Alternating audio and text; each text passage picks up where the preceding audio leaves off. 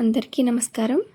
ఈ శ్రావణ మాసంలో అమ్మవారికి ఎంతో ప్రీతికరమైన బెల్లం పరమాన్నం పాలు విరగకుండా అలానే కమ్మనైన రుచితో ఎలా తయారు చేసుకోవాలో చూపిస్తాను. ఈ పరమాన్నం తయారు చేసుకోవడానికి ముందుగా ఒక ప్యాన్లో 1/2 కప్పు పెసరపప్పు వేయించుకొని ఒక పాత్రలో వేసుకోండి. అందులో 1/4 కప్పు బియ్యం వేసి శుభ్రంగా కడుక్కొని అందులో 4 కప్పుల నీళ్లు వేసుకొని మెత్తగా ఉడికించుకోవాలి.